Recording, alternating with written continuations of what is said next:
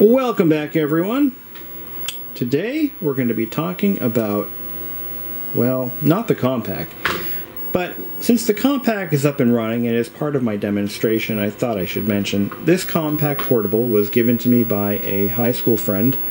It was a computer that we had worked on way back in high school. This was in 2002. And we failed to get it running because the keyboard was acting up and we didn't know why. And I'm like, you know what, it's an old piece of junk. Whatever.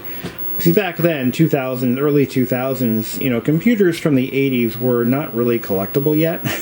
But I said, hang on to it. Someday it'll be worth something. Well, it's definitely worth something now. So I adopted this computer about 3 years ago. And since then, I have rebuilt the keyboard with all new contact pads. Thanks to TechSelect.com, TechSelect.com, for your Tektronix replacement pad source, whatever. So I rebuilt the keyboard in it. I found that the hard disk drive was still functional, but occasionally it would get stuck. That's it. The head stack would stick in the park position, I believe, and I found that the little rubber bumper inside there was turned to mush. So I took the hard drive apart and I made myself a brand new rubber bumper out of shrink tubing, and it's worked beautifully since then. Now, well, let's get on to it. So, the reason this machine is up and running and why I'm featuring it is because I'm testing out a monitor that I just bought. Let's take a look. Oh, there it is. So, you'll notice that the compact does in fact support color, and I believe it's 40 by 25 resolution. That's 40 columns by 25 columns. Now, I bought this monitor locally. I answered a Facebook ad on one of the computer trading groups. There's a couple of them that I'm on right now, and I've actually so far bought and sold quite a bit of crap, and it's kind of working out for me. But I needed a monitor for my childhood Tandy 1000 HX. There it is. And I had been looking for quite some time for a Tandy CM5, which is what I originally had with this old Tandy 1000. Can't find one. And every time I do, they want so much money for them. And then on top of that, I've got to pay for shipping, and the likelihood of damage is super high with an old CRT. Shippers aren't used to shipping CRTs anymore, and people aren't used to packing them anymore. It seems like it's a skill that has died off with the times. So I found this one within 100 miles of my house, which was like extremely awesome because, I'm more than willing to drive. I'll drive 200 miles to get one if I have to. At least I don't have to pay shipping, and I can test it out before I buy it. So what I did was I told the seller, I said, look, I'm going to bring my Tandy 1000 with me if you don't mind, and we're going to test it out. If it works, I'll give you all the money. If it doesn't work, by all the money, he wanted $150. I got him down to $100. It was worth it to me. I think I got a good deal. So I showed up at his house just a couple hours ago. We did this, and I brought my Tandy with me. There she is. And we plugged it in, and it lit up. It worked. But there's one problem. And it was coming up with, well, I'll show you in a minute. But it was all green. Like, it was, the background was green, not black, and it had white text. And I'm thinking, what the fuck? But I said, look, the monitor, the reason I knew it was good is I looked at what text was there. Let's just go ahead and let's do it. Let's just plug it in, and I'll show you what I mean. And this might kind of help some of you folks understand how to tell if a monitor is good or bad. But it was a couple of things I was looking for. Number one, how sharp is the text? Number two, what colors can it produce? Okay. Now, with just a DOS prompt, there's only so much I can do, right? Let's plug it in. And then I'm going to tell you a little bit about the background of this machine. So let's go ahead and, we don't have to go and do anything fancy. I think we just hit end. or escape. I wanted to put a color game on, so I used Wheel of Fortune, so I'll just shut it off. Okay. Alright, let's take a look. First off, this display produces a perfect white image. That's a good thing. A white image means that all three guns are firing. If it has a blue tint, a red tint, or a green tint, you've got a problem. But if the monitor's unplugged, now I'm talking CGA monitors here, and early VGAs. If they're unplugged, this is what they'll produce, a white image. Then you want to look at the image all around. You want to look for rainbows, which means that some kid may have given it some magnetic treatments, which it does not need. So let's turn it on.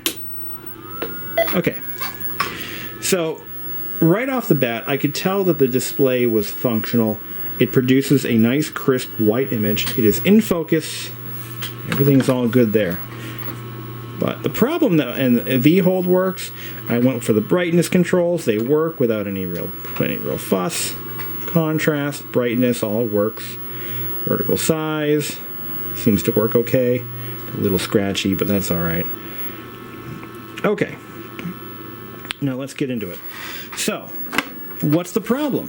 Why is it green? Well, little history lesson. This Tandy, which has been in my family since 1989, since the day it was born, has always had a problem with the display adapter.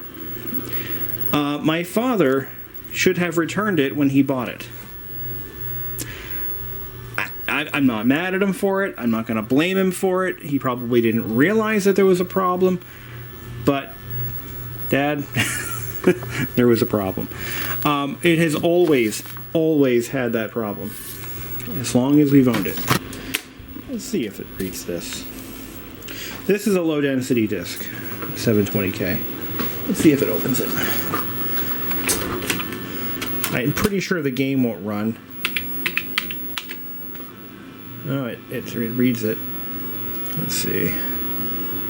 Although I don't believe this game can run from the floppy. So that brings me to my next point. There's no hard drive. No provisions for a hard drive on the Tandy 1000HX. There were some aftermarket hard drive units made available, but they were prohibitively expensive. And I don't believe there was a high take rate on those. Expansion on this machine is done through this little compartment up on top, and there are different adapters that Radio Shack would make available for these over the years. The Tandy 1000HX, I think, was released in 1984 and discontinued into the 90s. It had a very long product cycle. For an entry-level computer, that wasn't really uncommon. I mean, just look at the Commodore 64, or the Apple II for that matter. I mean, these machines were really competing with Commodore, and as a low-cost computer for the home, a place to start. Computer light, that's what you'd call it. What I found more aggravating with this machine, though, wasn't its lack of RAM, no hard drive, low-density floppy drive. What I found more aggravating with this machine was that you couldn't put a monitor on top of it. I mean, look at how they designed. Now, the CM5 had the same footprint as this monitor. It couldn't be stuck on top of the machine, and it didn't come with a monitor stand of any kind. The Tandy CM5 and CM11s did not come with swivel stands or anything, so you had to kind of figure it out on your own. So the way this machine was set up in my parents' house when we bought it, it was actually mounted inside a wall unit, like a wall cabinet type shelf thing. Basically a knick-knack shelf. And one shelf had the monitor, one shelf had the system unit. And that's how we used it. We didn't have a computer chair, we used a kitchen chair. We were not fancy. But I'm happy to see that this thing does still function. But anyway, we're not out of the woods yet. We do have a problem. And that is, this is an issue that this computer has had since 1989. See how it's wrong, it's green. Well, the thing is, usually you could manipulate the display cable and it would come back to normal, but that's not happening here. We've got to tear into this sucker and find out what the hell is going on. So why don't we do that? So disassembling the HX is pretty simple.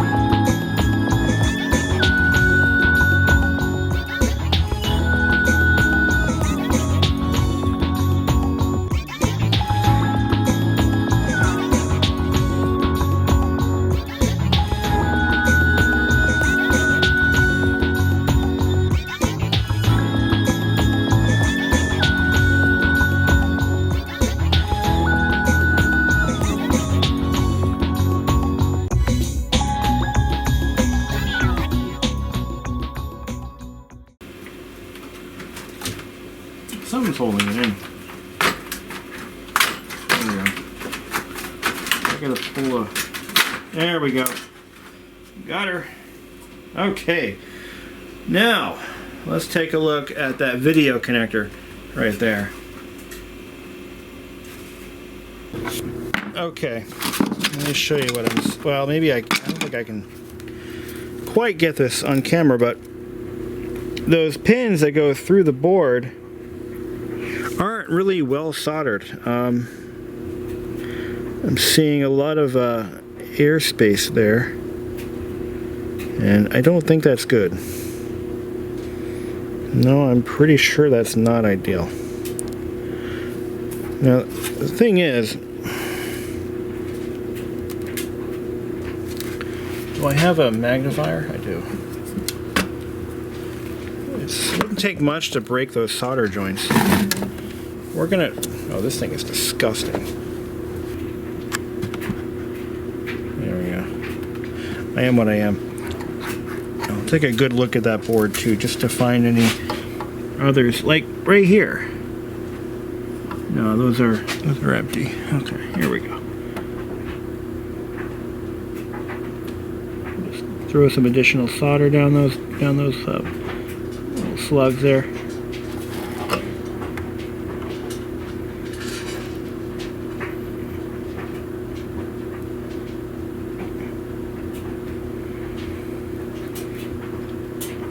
Now, I'm using leaded solder, for those of you who want to know, because leaded solder works the best, especially for old work. Don't want any excess here. Come on now. Okay. Clean it up.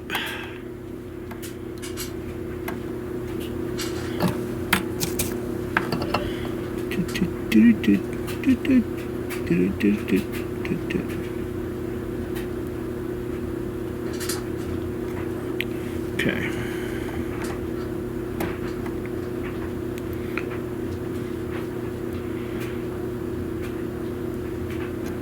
Okay. Back when through hole was the way to go.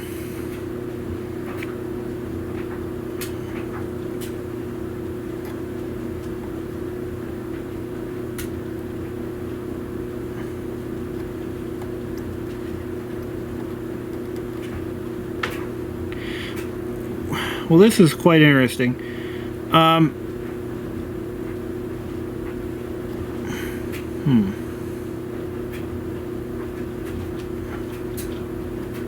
Okay. So those are all resecured. They don't look very pretty. Let me see if I can do a better job there.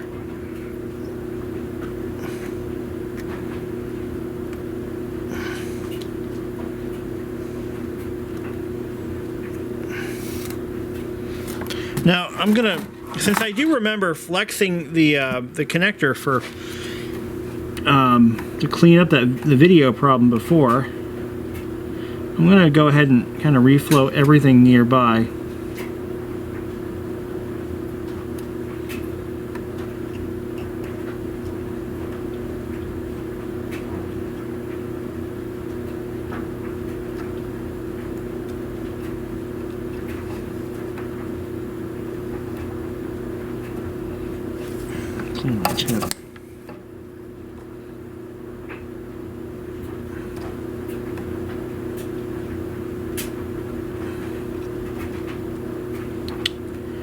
It is possible that the connector itself could be bad too. There could be damage to some pins. I did clean them with a little bit of deoxit previously, and that didn't seem to make a damn difference. So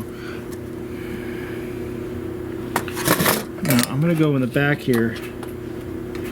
There are some pins that look kind of suspect. Not a very good contact, and I think I can squeeze my iron in there and get them from the back too. Maybe not. Yeah, I need my precision soldering iron. I don't really have with me right now. No, we're not going to do that. Okay, what else could be doing this too? I don't have a schematic of the video circuitry or anything cool like that.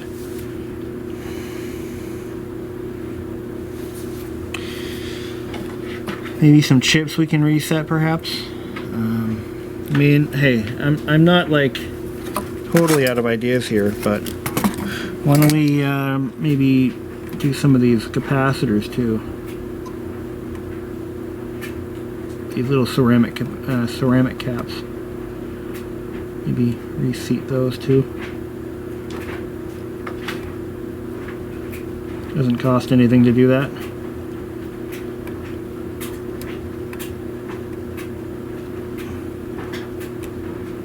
If it wasn't for a sentimental value, I wouldn't waste any time on this machine, really. The Tandy 1000 was a beginner's computer, you know, of the late 80s, mid to late 80s. That's what it was. You know, it wasn't a great machine. It was never a... It was a high volume seller, though. They sold bazillions of these suckers. I mean, by not investing in the product and just keeping it all old and humdrum as they did, you know, deliberately making sure that it couldn't compete on the market, they pretty much kept the price down to nothing. I mean, $250 for a computer in 1989, that was pretty cheap, even for a colossal piece of junk. That was still pretty cheap. All right, I'm gonna go ahead and give this the paintbrush treatment. We're gonna clean the board off, get all the dust. And I'm going to take some steel wool. We're going to clean up these card edge connectors. These are for the Tandy printer and serial devices. They did offer, like I said, an RS-232 port upgrade kit. That was an option on this model, but we didn't pay for that option. So, all right. A little bit of quad zero steel wool. Clean up those connectors. Not that they'll ever be used for anything, but you never know. You never know. Okay, let's do some cleaning. Let's do some cleaning.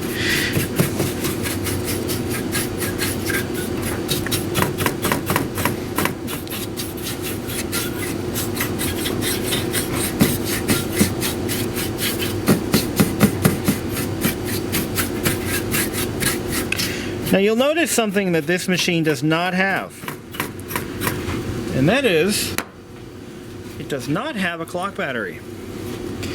There's no battery anywhere on this board. Nothing. So if you ever wanted to set the date and time, you'd have to do it every time you turned it on. Think about that for a second. I mean, really, computers are supposed to be high tech. Oh, here's the processor here. It's an 8040253. Oh wait, that can't be it. 8048H NEC 804048. Where is the processor on this sucker? Ah, here we go. It's a Siemens 8088. Copyright Intel 1978, so produced under license. There's no coprocessor, as far as I know. Da-dum-dum-dum. Okay, here's your one expansion slot. That's for the custom Tandy whatchamajigger expansion module. Probably should shoot some little cleaner stuff in the old volume rheostat. I think that's a little scratchy. Last I knew it was a bit scratchy. The last time this computer got any real use was like 1994. No, seriously, it's been that long. Alright. Here's all our RAM. There are no empty sockets for RAM, so there's no onboard expansion for RAM at all. Why would there be? It was entry level. Entry level.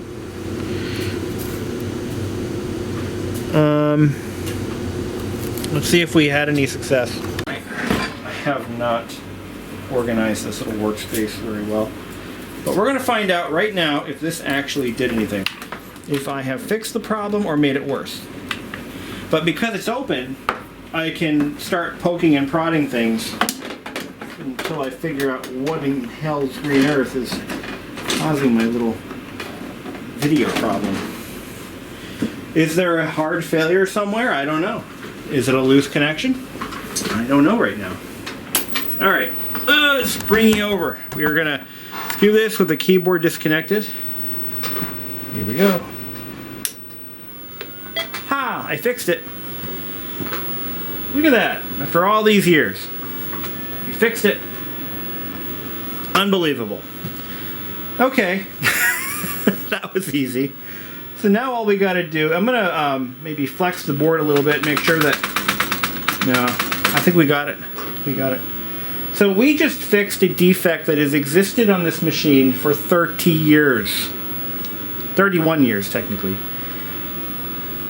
And it's fixed. All good. Sometimes it is that easy. Alright, let's get it back together again. And she's all back together now. So I wanted to show you folks something that I'm ever grateful that I still have. I actually have the original sales slip and the warranty certificate for this Tandy 1000, and let's take a look at that. So I just had to dig this up. I had it stored. But here we are. This is the original sales slip. It was sold on March 20th, 1990, so I thought it was 89, but it was 1990. And here's my father's signature. This is what he bought. A CM5 color monitor at $299.95. He bought a Tandy 1000HX for $299. The monitor cost 95 cents more than the monitor. The computer cost 95 cents less than the monitor. Speller B, which was my very first computer game, and it was only $34.95. And a package of three 3.5-inch diskettes for $6.79, and a 6-outlet surge protector for $29.95, which he still has. My parents still have that surge protector. He also purchased for $22.50 an extended warranty for the monitor for 12 months. And he bought, for $29.95, an extended warranty for the Tandy 1000. Expired $331.91. So the Tandy 1000 it was Radio Shack's entry-level computer. It really was. It actually kind of replaced the TRS-80 in a way. And one of the things that Radio Shack did when they developed this model and all of its variants is they tried to almost pseudo-clone, or they based it off of the IBM PC Junior, which was a slightly less powerful version of the IBM PC. I'm not going to get into the specs and history of all that right now. It's well documented. One of the key differences between the PC Junior and the PC was the lack of a DMA chip, or I think it was Dynamic Memory Address chip. And so that, interestingly enough, can be added back to the Tandy 1000HX through one of the Plus expansion modules. And those expansion modules actually plug into a socket right here, a connector right there. And this machine can be fitted with a variety of expansion options, including additional memory, bringing it up to the maximum ceiling of 640 kilobytes. You can even add an RS-232 or parallel port, or both, I believe. And there are a few adapters around that actually accept a standard 8-bit card if it's short enough to fit in that kind of a space. And I'll show you another thing is that these expansion slot covers, it's one piece, but these can be broken off, so you can add cards to it. And of course the 1000 only has the card edge connectors, the Tandy specific printer and external floppy drive ports. But the 1000HX is the later version of the compact all-in-one 1000s. The 1000EX featured a single 5¼ inch floppy drive, which was on the side. And of course the HX replaced that for up to two 720K internal floppy drives. So when my father bought this machine, I remember the day he brought it home. I wasn't expecting it. He never said anything about getting a computer to me. And I was 5 years old. So he came home and he unloaded all these boxes. I remember the day he got it. And I had to leave him alone. So my mom worked, at the time, my dad worked during the day, my mom worked at night. So my dad was, setting this thing up in the living room, and I didn't know what a computer... I knew what a computer was because my mom had a friend who had one. But see, you gotta realize that we were kind of jet setters at the time because nobody but maybe one person that my family knew had a computer. None of my friends had... Nobody had computers in 1990. It was... Only the wealthy families had them, and we were not wealthy.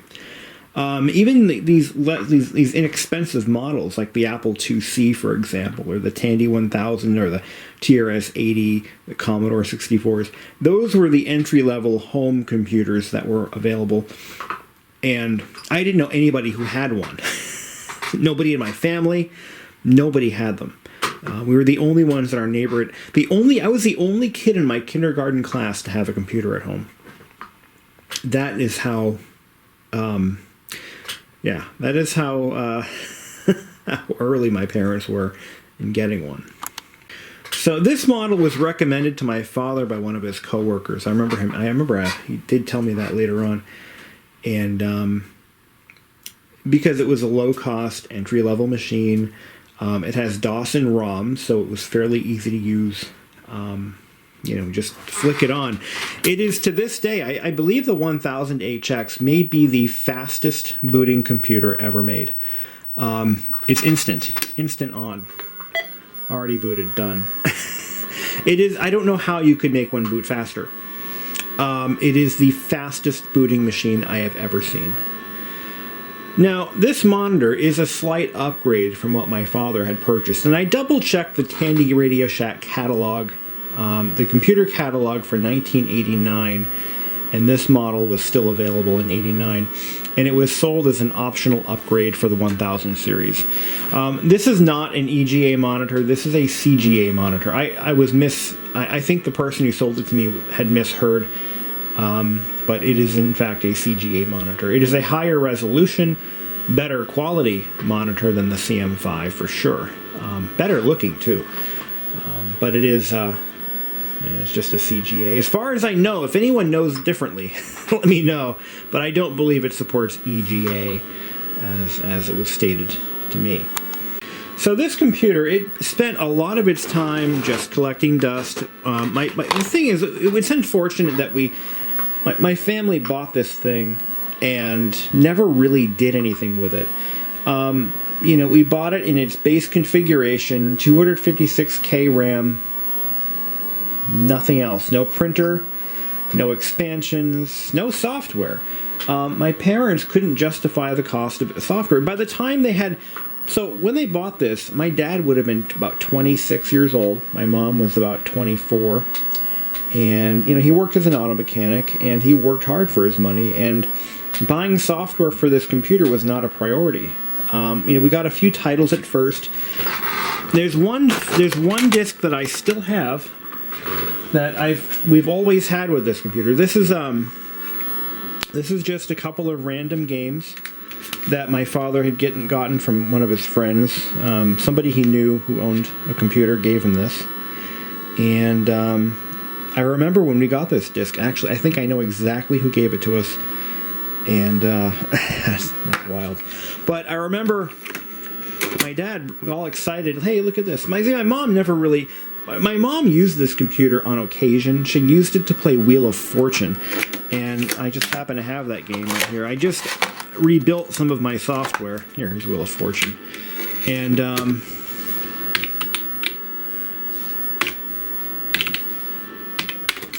oops, I typed it in wrong. There we go. What am I doing?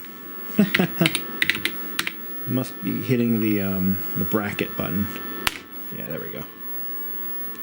Oh, it's not wheel, it's menu. There we go. This machine was largely neglected for most of its life. It just, like I said, it just sort of sat in the corner of the living room, just collecting dust. We didn't have the money to buy software. Shortly after my parents bought this thing, they found out they were pregnant for what would become my sister. And then we ended up moving, and they incurred a lot of expenses in the move and buying a home and all that stuff. This thing just sort of, at one point we didn't have room for it in the living room anymore, so it got put away into a closet. It was just it's just one of those objects that has always kind of been there in my life, and it's been largely stored and packed away. And I bought this house. So in the 10, 11 years I had this in my condo, it never got it never got set up. It just sat in a closet. And when I bought this house, it just sat down here, leaning against that wall over there, without a monitor. Now, I lost the monitor. That's a sad story all in its own. The monitor was actually in working condition. But when I had dragged this machine out, shortly after I started my YouTube channel, I noticed that the display wasn't working correctly. It was only displaying a couple, like 2 out of 3 colors. So clearly there was a disconnected pin somewhere. And I just said, you know what, to hell with it. I'm just going to I'm going to keep this machine, but I ended up using that monitor on another computer, a Tandy 1000TX that I had fixed up. And I ended up selling that 1000TX to a local buyer. And I mistakenly advertised it with the monitor, and I didn't mean to do that. And I didn't want to go back on, he agreed on the price, and he said, well, I need that monitor. And I'm like, oh, okay. And I didn't want to go back and say, well, it doesn't include the monitor, and I didn't want to deal with that. So I said, all right, I'll tell you what, you can buy the monitor, and I figured someday I'll find another CGA monitor for the Tandy, and that day didn't happen until now. And I actually figure I got a better deal. This is a really nice monitor. It's actually, you can tell, this is a low hour monitor. Somebody really took care of it, didn't use it much. But anyway. So that's why the monitor was gone for so many years, because I sold it by accident. I mean, not accidentally. I didn't think I'd ever want it. I'm like, what am I going to do with this Tandy, But now that this thing's about 31 years old, I kind of want to bring it back to life, And that's what we're doing here, you know, just kind of bring it back to where it once was. And these are all made up names. I don't know who those people are, but I'm not gonna. But Wheel of Fortune was one of the best games we've ever had because it was kind of entertaining. But I'm finding that I think there's a problem with the write protect switch. There's one thing I can do here. Let's turn this thing off. I don't believe that there's a format command in the BIOS, or in the DOS and ROM. Let's see if I can format a disk with it. Have any more 720Ks? Yeah, here's one. Write protect switch is closed. I think the write protect switch is bad on this drive. I don't think I can format a disk. Let's try it. I think the format command is absent from the DOS and ROM. Let's see what it does. Disk error reading drive A. Yeah, okay. Well,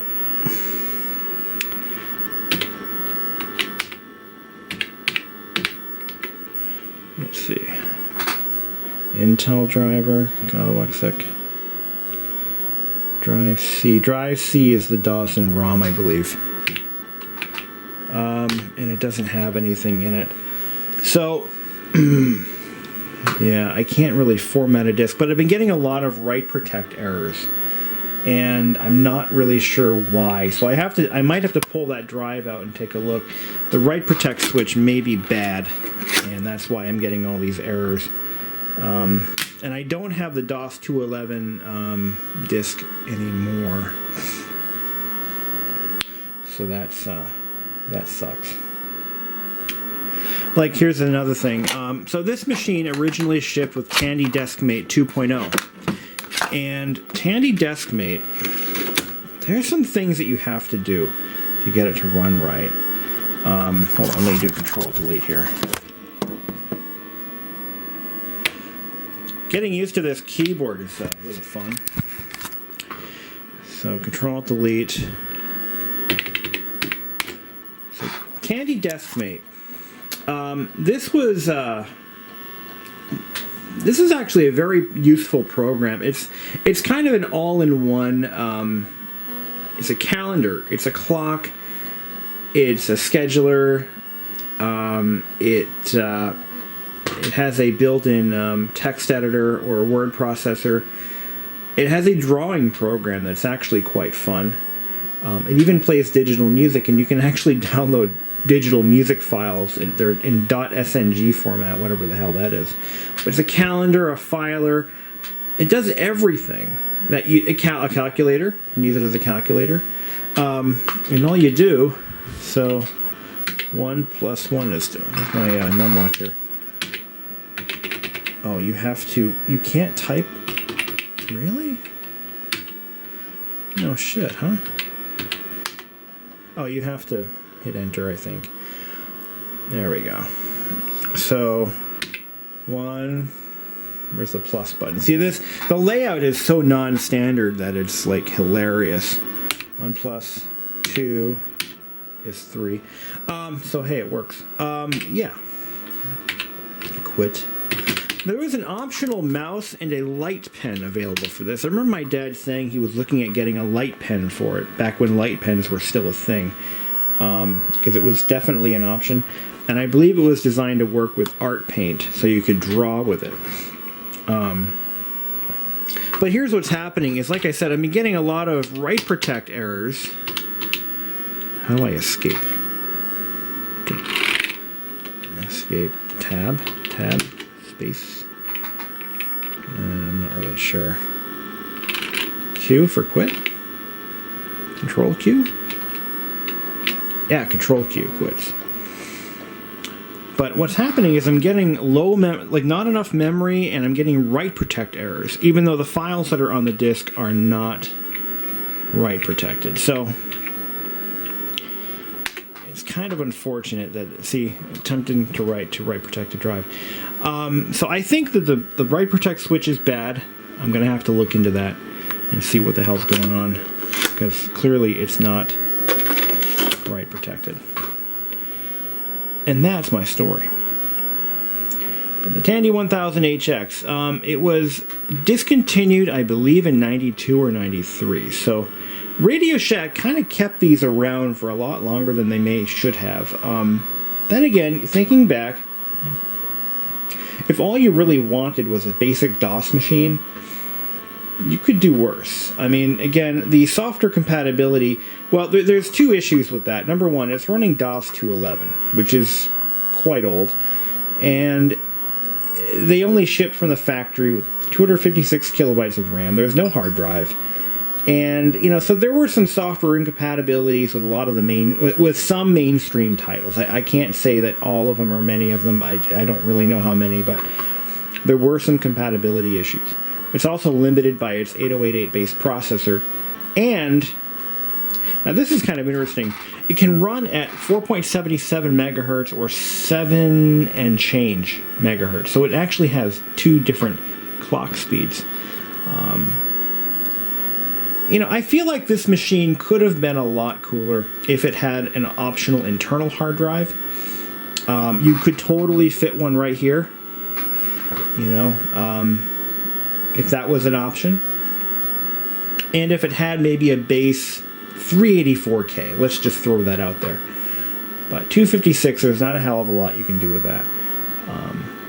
If it had one ISA expansion slot, one standard ISA. Now, what's interesting is this expansion slot, this expansion port here, is electrically compatible with the 8-bit ISA bus. I just found that out. So, you know, that's something. So there is an 8-bit bus in there. You just have to use custom adapters. Now, I found out that there was one gentleman actually making a RAM expansion, CF card port, and something else. Oh, I think it was, there was a serial port, 9-pin serial port, RS-232, all in one card, one expansion card. And he was selling them completed up until about a year ago. And now he's just selling whatever remaining parts he has. I reached out to him online. He has an online form you can fill out where you can request an order of a kit to build the card yourself. The one problem is you don't get the components, but you get a component list. So that sucks. So I'm gonna try to buy one of these cards, and I'm gonna build it myself. The price is like 20 to 30 bucks or so for the card. The componentry will bring the cost up substantially, but it's my last hope of getting this thing really usable. And I will actually use the CF card. Oh yeah, wait a second. I just thought of something. So, believe it or not, the Wayback Machine has archives of the entire Radio Shack support website, which contains a variety of installation. So, not to stray too far away from our topic at hand, but I had a virus go through most of my stuff here just a couple hours ago. I had some viral issues, and I had to start rebuilding my software catalog or library. And in part of that was I lost the original display drivers for the Tandy 425. So it took me a little bit of soul searching, but I found the original disk image, and I was able to recreate it. And here it is. So I had a little bit of a little word to the wise, folks. Write protect all of your software. It is absolutely critical, especially when you're dealing with stuff that may not be replaceable shortly. So just go ahead and write protect everything you have, because that is how master boot record viruses tend to spread through floppies, and it's not pretty. And you can just grab the stack of disks if you can't see through that hole, and I can. There you go, we're good. But what I'm going to do is I found the Tandy 1000HX setup disk image.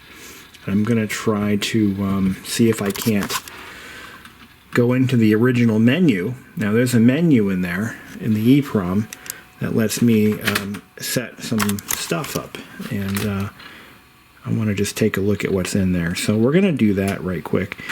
I'm using this Toshiba to format my disks. It runs Windows 95. It can format 720Ks very quickly, so that's what I'm using. Sometimes it pays to have more than one machine kicking around because you can kind of do stuff like this. I gotta do a full erase at 720K. And there we go. Okay, this has the Setup HX utility. Now, you'll notice that it doesn't boot from the floppy drive when you power it on. That's pretty normal. So, this is going to bring up a menu. I've been in here once before. I had the original disc a couple years ago, but it went bad with age. Here we go. So, this lets us select the video display. Now, these settings actually stay. This is where we set our processor speed. So that's color monitor. Automatic prompt for date and time, no. Memory diagnostics, Gnostics, and start. I'm going to put that yes on that. Okay, initial startup program should be... That's the Tandy menu. I'm going to show you what that looks like. That's the startup menu. Now, this is all in an EEPROM, so it's non-volatile. So these settings actually remain, even though there's no clock battery. Number of disk buffers, number of open files, check for config sys on A, check for auto exec bat on A, diskette drive designation internal, US, English. It even lets you set the power frequency. That's kind of neat. And that's it. I can have it set to deskmate. Let's see if that does anything. F1 to save. EEPROM updated. So now the display is going to change. I'm going to power it off. I believe it's supposed to load part of Deskmate into ROM. I'm not into ROM, but well, let's put the disk in. So here's what happens. Yuck. There it goes. Vertical size. It changes it to a slightly higher resolution mode. It's booting off of Deskmate. And let's see if this does anything of use.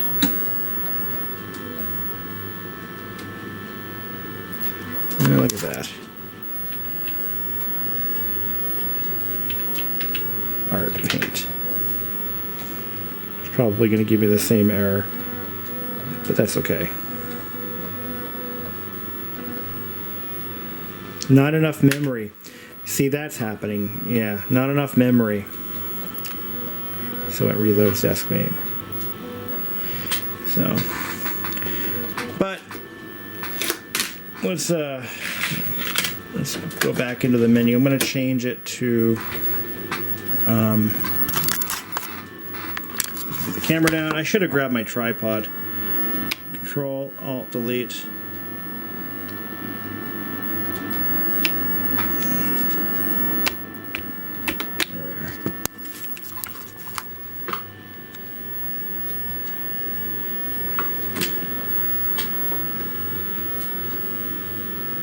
Okay.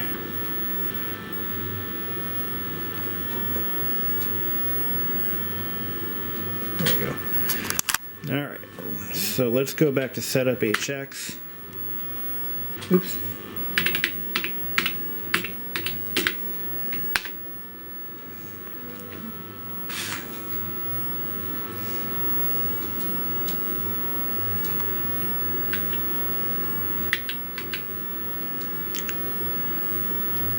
This is where you set up the startup device if you wanted to boot from a floppy disk or from DOS in ROM. MS-DOS is what I'm going to select for startup there.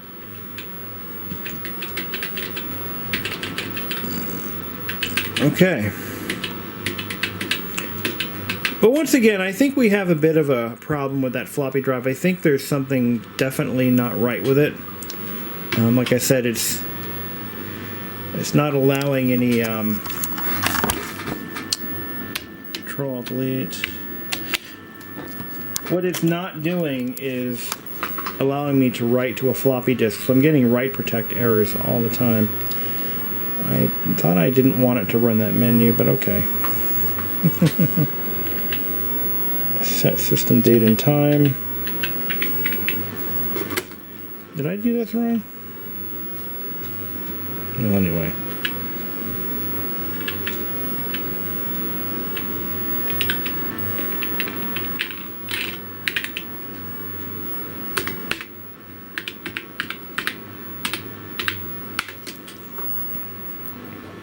I thought I selected MS-DOS, but it doesn't seem to be remembering that. Oh, I must have hit menu by accident. There we go. Pop that out. Control-Alt-Delete again, or just power off.